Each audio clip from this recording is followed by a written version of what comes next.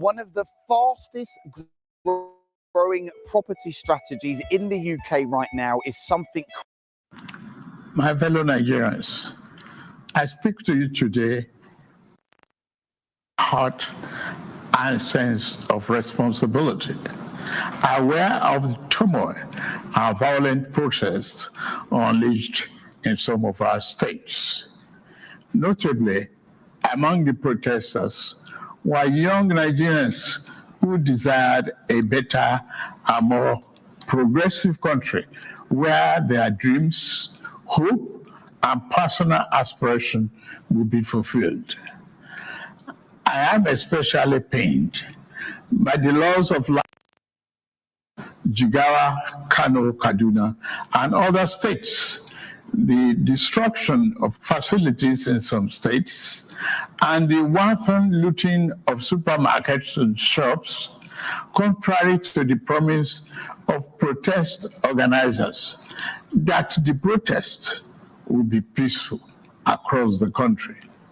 The destruction of properties set us back as a nation, as scarce resources will be again used to restore. I commiserate with the families and relations of those who have died in the protest. We must stop further bloodshed, violence, and destruction. As the president of this country, I must ensure public order in line with the constitutional oath to protect the lives and property of every citizen. Our government will not stand idly by and allow a few political agenda to tear this nation apart. Under the circumstances, I hereby enjoin protesters and the organizers to suspend any further protest and create room for dialogue, which I have always acceded to at the slightest opportunity. Nigeria requires all hands on deck and need us all, regardless of age, party, religion, or other divides, to work together, reshaping our destiny as a nation. To those who have taken undue advantage of this situation to threaten any section of this country, be warned. The law will catch up with you. There is no place for ethnic bigotry or such threats in the Nigeria we seek to build. Our democracy progresses the right of every Nigerian are respected and protected. Our law enforcement agencies should continue to ensure full protection of life and properties of innocent citizens in a responsible manner. My vision for our country is one of a just and prosperous nation where each person may enjoy the peace, freedom, and good that only democratic good governance can provide. One that is open, transparent, and accountable to the Nigerian people. For decades, our economy has remained anemic and taken a dip because of many misalignments that have stunted our growth. Just over a year ago, our dear country, Nigeria, reached a point where we couldn't afford to continue to use to solve long-term problems for the sake of now and our unborn generations. I therefore took the painful yet necessary decision to remove fresh subsidy and abolish multiple foreign exchange system, which had constituted a noose around the economic jugular of our nation and impede our economic development and progress. These actions block the greedy profit that smugglers and rent seekers made. They also block the undue subsidy we had extended to our neighboring countries to the detriment of our people, rendering our economy prostrate. These decisions are made were necessary if we must reverse the decades of economic mismanagement that didn't serve us well. Yes, I agree. The buck stops on my table. I assure you that I am focused fully on delivering the governance to the people, good governance for that matter. In the past 14 months, our government has made significant strides in rebuilding the foundation of our economy to carry us into a future of plenty and abundance. On the physical side, aggregate government revenue has more than doubled, hitting over 9 in the first half of 2024 compared to the first half of 2023 due to our efforts at blocking leakages, introducing automation, and mobilizing funds creatively without additional burden on the people. Productivity is gradually increasing in the non-oil sector, reaching new levels and taking advantage of the opportunities in the economic ambience.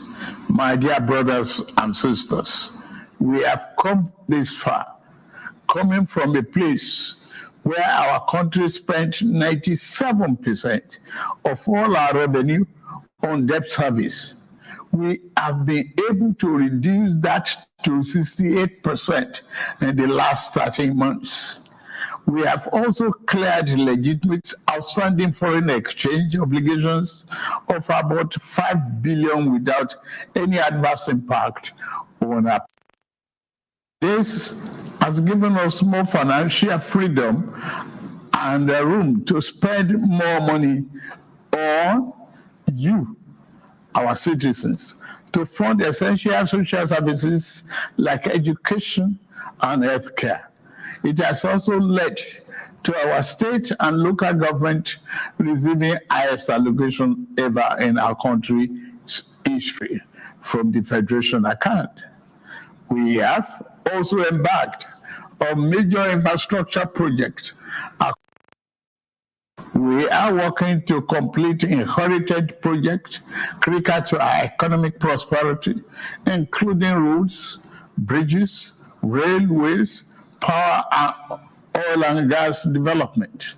Notably, the Lagos-Calabar Coastal Highway and Sokoto-Badagry Highway projects will open up 16 connecting states, creating thousands of jobs and boosting economic output through trade, tourism, and migration. Our once declining oil and gas industry is experiencing a resurgence on the back of the reforms I announced in May 2024 to address the gaps in the Petroleum Industry Act. Last month, we increased our oil production to 1.61 million barrels per day, and our gas assets are receiving the attention they deserve. Investors are coming back into foreign direct investments, signed over $500 million since then. Fellow Nigerians, we are a country blessed with both oil and gas resources, but we met a country that had been dependent solely on oil-based petrol, neglecting its gas resources to power the economy. We were also using our hard-earned foreign exchange to subsidize the use. To address this, we immediately launched our compressed natural gas initiative, CNG, to power our transportation economy and bring us down. This will save over 2 trillion naira a month being used to import PMS and AGO and free up our resources for more investment in healthcare and education. To this end, we'll be distributing of extremely low or no cost to commercial vehicles that transport people and goods and who currently consume 80% of imported PMS and AGO. We have started the distribution of conversion kits and setting up of conversion centers across the country in conjunction with the private sector. We believe that this CNG initiative reduce transportation costs by approximately 60% and help to curb inflation. Our administration has shown its commitment to the youth by setting up the student loan scheme. To date, 45.6 billion has already been processed for payment to students and their respective institutions. I encourage more of our vibrant youth population of this opportunity. We established the Consumer Credit Corporation with over 200 billion to help Nigeria to acquire essential products without the need for immediate cash payment, making life easier for millions of households. This will consequently reduce corruption and eliminate cash and opaque transactions. This week, I ordered the release of an additional 50 billion for NEL Fund, the student loan, and credit corporation for the proceeds of crime recovered by the EFCC. Additionally, we have secured $620 million under the Digital and Creative Enterprises, IDICE, a program to empower our young people, creating millions of IT and technical jobs that will make them globally competitive.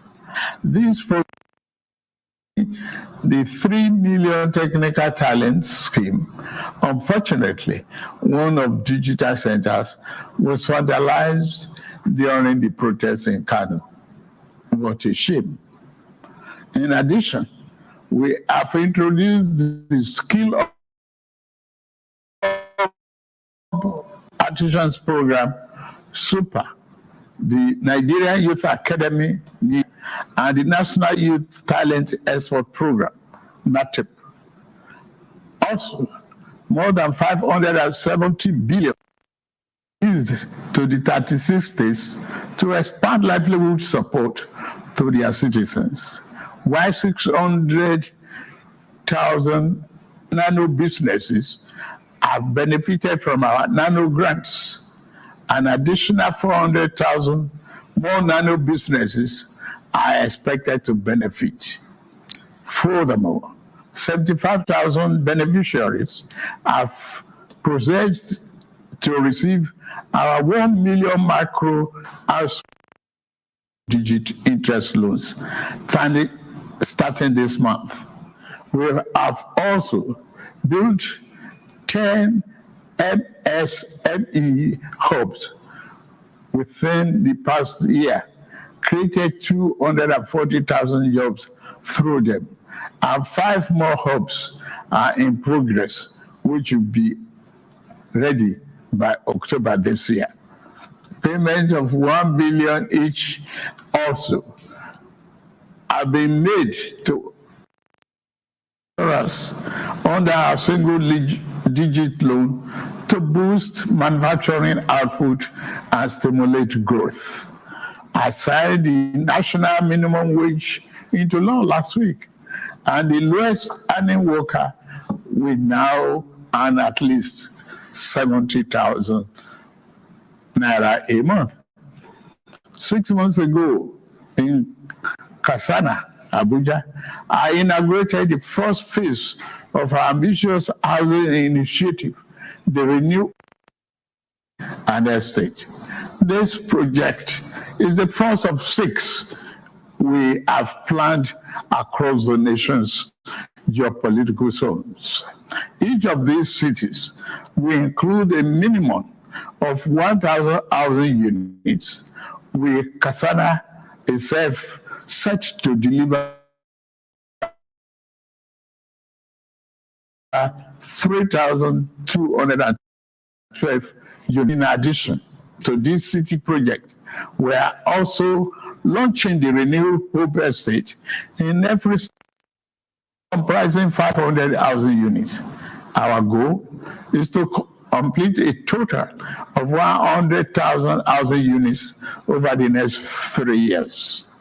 This initiative is not only about providing homes, but also about creating thousands of jobs across the nation, as well as stimulating economic growth.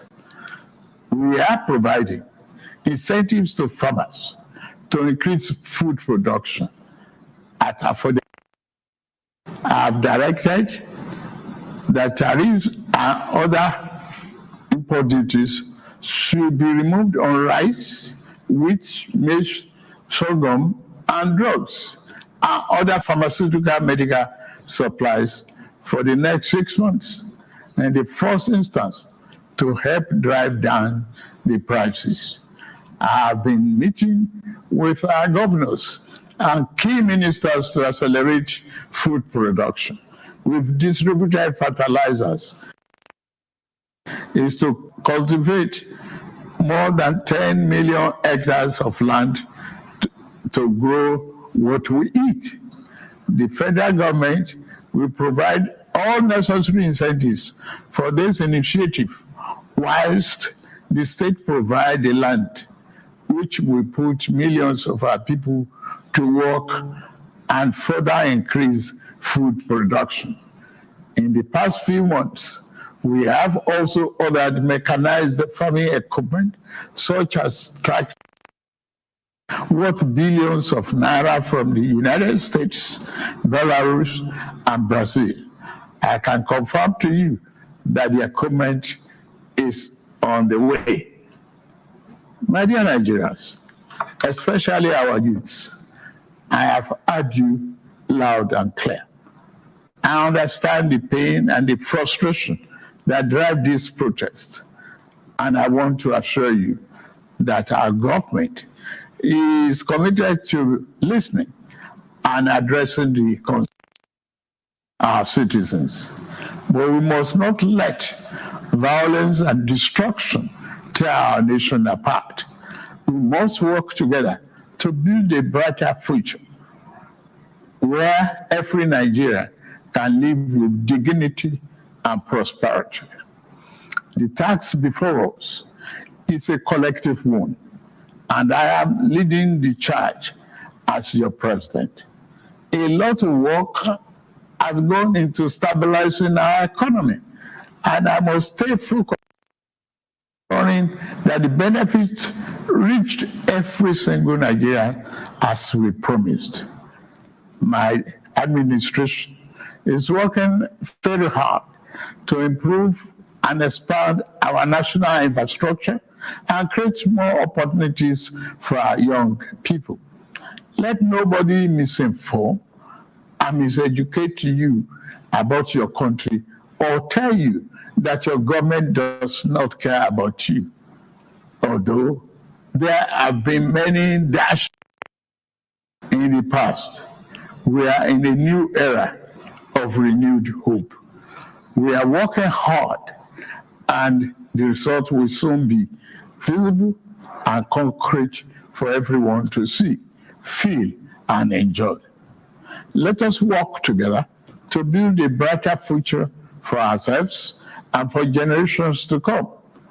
Let's choose hope over fear, unity over division, and progress over stagnation. The economy, please don't shut out this oxygen. Now that we have been enjoying democratic governance for 25 years, do not let the extremists of enemies of democracy use you to promote an unconstitutional agenda that will set us back on our democratic journey. Forward ever, backward never. In conclusion, security operations continue to maintain peace, law, and order in our country, following the necessary Convention on Human Rights, to which Nigeria is a signatory. The safety and security of all Nigerians are paramount. Thank God and thank you for your attention. And may God continue to bless our great nation. Thank you very much.